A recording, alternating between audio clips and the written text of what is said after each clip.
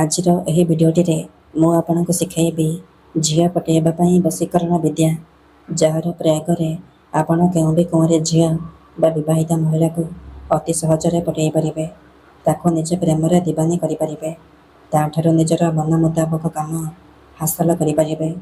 ଏଥିପାଇଁ ଆପଣଙ୍କୁ ବେଶୀ କିଛି କରିବାକୁ ପଡ଼ିବନି। କେବଳ ଚୁପଚାପ 4ଟି ତୁଳସୀ ପତ୍ର ଏହି ଜାଗାରେ ରଖିବାର ଅଛି।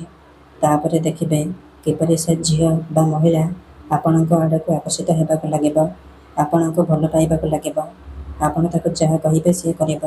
ଯଦି ଆପଣ କେଉଁ ଝିଅ ବା ପଡ଼ିଶା ଘର ସୁନ୍ଦରୀ ଭାଉଜକୁ ମନେ ମନେ ଭଲ ପାଉଛନ୍ତି, କିନ୍ତୁ ଯେତେ ଚେଷ୍ଟା କଲେ ମଧ୍ୟ ତାକୁ ପଟାଇ ପାରୁନାହାନ୍ତି, ତା ପଛରେ ଗୋଡ଼େଇ ଗୋଡ଼େଇ ଥକି ଗଲେଣି, ହେଲେ ସେ ଝିଅ ବା ମହିଳା ଆପଣଙ୍କୁ ଭାଉ ଦେଉନି, ଆପଣଙ୍କୁ ଅଣଦେଖା କରୁଛି, ତେଣୁ ଯଦି ଆପଣ ଏହିସବୁ ସମସ୍ୟାର ସମାଧାନ ଚାହୁଁଛନ୍ତି, ସେ ଝିଅ ବା ମହିଳାକୁ ପଟାଇବା ପାଇଁ ଚାହୁଁଛନ୍ତି, ତାକୁ ନିଜ ପ୍ରେମରେ ଦିବାନୀ କରି ତାଠାରୁ ନିଜର ମନ ମୁତାବକ କାମ ହାସଲ କରିବା ପାଇଁ ଚାହୁଁଛନ୍ତି, ତେବେ ଆଜିର ଏହି ଭିଡ଼ିଓଟି ଆପଣଙ୍କର କାମରେ ଆସିବ।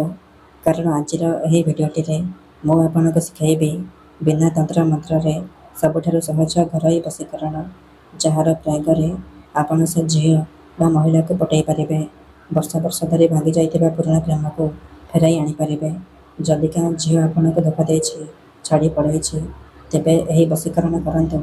ଦେଖିବେ ସେ ଝିଅ ଯେତେ ଦୂରରେ ଥିଲେ ମଧ୍ୟ ଆପଣଙ୍କ ପାଖକୁ ଆସିବା ପାଇଁ ବାଧ୍ୟ ହେବ। ନିଜେ ଆସି ଆପଣଙ୍କ ସହିତ କଥା ହେବ, ଆଉ ଆପଣଙ୍କୁ ଭଲ ପାଉଛି ବୋଲି କହିବ। ଆପଣଙ୍କୁ ଛାଡ଼ି ଗୋଟିଏ ମୁହୂର୍ତ୍ତ ବି ରହିପାରିବନି।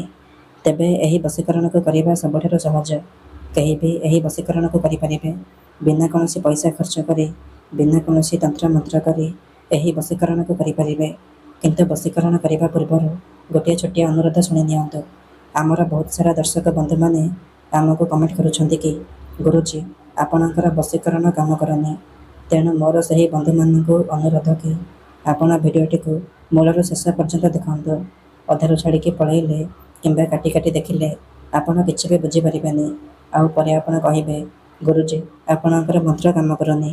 ଦେଖନ୍ତୁ, ଯେଉଁପରି ଆପଣ ଭଗବାନଙ୍କୁ ମାନୁଛନ୍ତି, ଭଗବାନଙ୍କ ଉପରେ ବିଶ୍ୱାସ ରଖିଛନ୍ତି, ନିଜର ସବୁ ଦୁଃଖ କଷ୍ଟ ଅସୁବିଧା ଭଗବାନଙ୍କୁ ଜଣାଉଛନ୍ତି, ଯଦି ସେ ଅସୁବିଧାର ସମାଧାନ ନହେଲା, ତା'ର ମାନେ ନୁହେଁ କି ଭଗବାନ ନାହାନ୍ତି।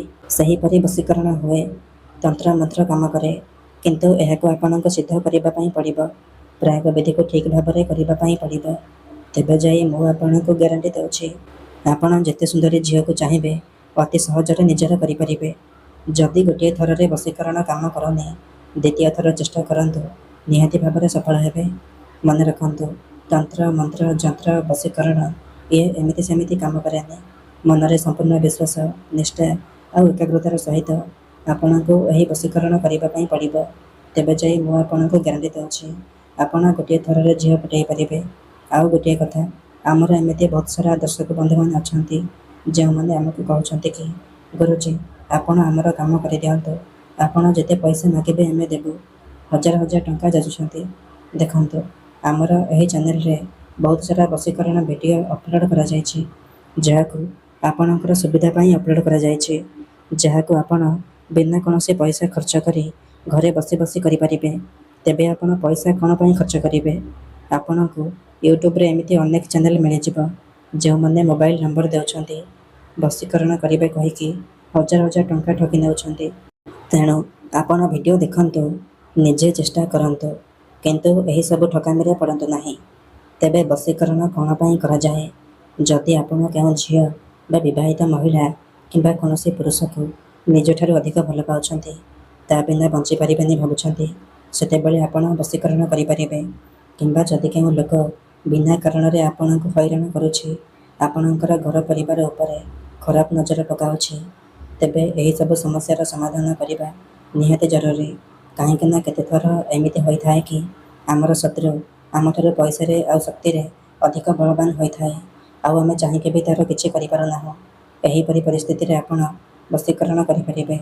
ଏଥିପାଇଁ ଆମର ତନ୍ତ୍ରଶାସ୍ତ୍ରରୁ ମୁଁ ଆଜି ଆପଣଙ୍କ ପାଇଁ ସବୁଠାରୁ ସହଜ ଘରୋଇ ବଶୀକରଣ ନେଇ ଆସିଛି। ଯଦି ଆପଣ ଏହି ବଶୀକରଣକୁ କରିଦେବେ, ମୁଁ ଯେମିତି କହିବି ଆପଣ ଠିକ୍ ସେହିପରି କରିଦେଲେ, ଗ୍ୟାରେଣ୍ଟି ଦେଉଛି ଆପଣ ଯାହାକୁ ଚାହିଁବେ ତାକୁ ପଟାଇ ପାରିବେ। ସୁନ୍ଦରୀ ଝିଅ ବା ସୁନ୍ଦରୀ ଭାଉଜକୁ ନିଜର କରିପାରିବେ, ଆଉ ତା'ଠାରୁ ନିଜର ମନ ମୁତାବକ କାମ ହାସଲ କରିପାରିବେ। ସିଏ କୌଣସି ପ୍ରକାର ବାଧା ଦେବ ନାହିଁ। ତେଣୁ ମନରେ କୌଣସି ଖରାପ ଉଦ୍ଦେଶ୍ୟ କିମ୍ବା କୌଣସି ଖରାପ କାମ ପାଇଁ ଏହି ବଶୀକରଣକୁ ପ୍ରୟୋଗ କରିବେନି। ଯଦି ଆପଣ ସତରେ ସେ ଝିଅକୁ ଭଲ ପାଉଛନ୍ତି, ତେବେ ହିଁ ଆପଣ ଏହି ବଶୀକରଣକୁ କରିବେ। କାହିଁକି ନା ମାତ୍ର ଥରେ ବଶୀକରଣ ହେବା ପରେ ସେ ଝିଅ ବା ମହିଳା ଆପଣଙ୍କର ଗୋଲାମୀ କରିବ, ଆପଣଙ୍କର ସବୁ କଥା ମାନିବ, ଆପଣ ତାକୁ ଯାହା କହିବେ ସିଏ କରିବ।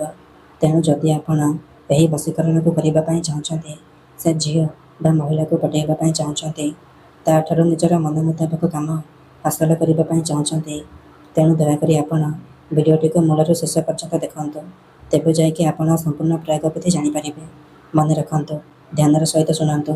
ଶୁକ୍ଳ ପକ୍ଷର ଶୁକ୍ରବାର ଦିନ ରାତିରେ ଶୋଇବା ପୂର୍ବରୁ ଗାଧୋଇ ସଫା ବସ୍ତ୍ର ପିନ୍ଧି 4ଟି ତୁଳସୀ ପତ୍ର, ଖଣ୍ଡିଏ ହଳଦିଆ କପଡ଼ା, 4ଟି ଅରୁଆ ଚାଉଳ, ଅଳ୍ପ ଟିକେ ଲାଲ ସିନ୍ଦୁର, ଖଣ୍ଡେ କାଗଜ ଆଉ କଲମ ଆଣିବେ। ଏତିକି ଜିନିଷ ଆଣିସାରିବା ପରେ କୌଣସି ଏକ ଜାଗାରେ ଆସନ ପକାଇକି ଦକ୍ଷିଣ ଦିଗକୁ ମୁହଁ କରିକି ବସି ପଡ଼ିବେ। ତାପରେ ଯେଉଁ ଝିଅ ବା ମହିଳାକୁ ଆପଣ ପଟାଇବା ପାଇଁ ଚାହୁଁଛନ୍ତି, ତାକୁ ମନେ ମନେ ଭାବିବେ, ତା'ର ମୁହଁକୁ ନିଜ ମନରେ ଭାବିବେ। ତାପରେ ହଳଦିଆ କପଡ଼ାକୁ ନିଜର ସାମ୍ନାରେ ରଖିବେ ଆଉ ତା ଉପରେ 4ଟି ତୁଳସୀ ପତ୍ରକୁ ରଖିଦେବେ। 4ଟି ତୁଳସୀ ପତ୍ର ଉପରେ 4ଟି ଅରୁଆ ଚାଉଳକୁ ରଖିଦେବେ ଆଉ ତା ଉପରେ ଅଳ୍ପ ଟିକେ ଟିକେ ସିନ୍ଦୁର ପକାଇଦେବେ। ଏତିକି କରିସାରିବା ପରେ ଆପଣ କ'ଣ କରିବେ, କାଗଜରେ ସେହି ଝିଅ ବା ମହିଳାର ନାମ ଲେଖିବେ ଯାହାକୁ ଆପଣ ପଟାଇବା ପାଇଁ ଚାହୁଁଛନ୍ତି। କାଗଜରେ ଝିଅ ବା ମହିଳାର ନାମ ଲେଖି ସାରିବା ପରେ ସେ କାଗଜକୁ ଭଲ ଭାବରେ ମୋଡ଼ିକି ସେ ହଳଦିଆ କପଡ଼ା ଉପରେ ରଖିଦେବେ। ତାପରେ ସେହି ସବୁ ସାମଗ୍ରୀକୁ ହଳଦିଆ କପଡ଼ାରେ 3ଟି ଗଣ୍ଠି ପକାଇକି ବାନ୍ଧିଦେବେ। ସିଏ ଗୋଟିଏ ପୁଟୁଳି ହୋଇଯିବ। ତାକୁ 2 ହାତରେ ବନ୍ଦ କରିକି ଧରିବେ। ତାପରେ ସେଇ ଝିଅ ବା ମହିଳାକୁ ମନେ ମନେ ଭାବିକି ତା'ର ନାମ 3 ଥର କହିବେ। ତାପରେ ସେ ପୁଟୁଳିରେ ଗୋଟିଏ ଥର ଫୁଙ୍କିଦେବେ। ତାପରେ ସେହି ପୁଟୁଳିକୁ ନେଇକି ଯେଉଁ ଝିଅ ବା ମହିଳାକୁ ଆପଣ ପଟାଇବା ପାଇଁ ଚାହୁଁଛନ୍ତି, ତା ଘରର ମୁଖ୍ୟ ଦ୍ୱାର ବା ମୁଖ୍ୟ ଗେଟ୍ ପାଖରେ ରଖିଦେଇ ଚୁପଚାପ ଘରକୁ ଫେରି ଆସିବେ। ଏତିକି କରିଦିଅନ୍ତୁ, ଗ୍ୟାରେଣ୍ଟି ଦେଉଛି ସେ ଝିଅ ହେଉ ବା ବିବାହିତା ମହିଳା ଆପଣଙ୍କ ଆଡ଼କୁ ଆକର୍ଷିତ ହେବାକୁ ଲାଗିବ। ଧନ୍ୟବାଦ। ଯଦି ଆପଣମାନେ ଆମେ ବତାଉଥିବା ବଶୀକରଣ ବିଧିକୁ ଠିକ୍ରେ ପ୍ରୟୋଗ କରିପାରୁନାହାନ୍ତି, ତେବେ ତଳେ ଦିଆଯାଇଥିବା ନମ୍ବରରେ ଆମ ସହ ଯୋଗାଯୋଗ କରନ୍ତୁ।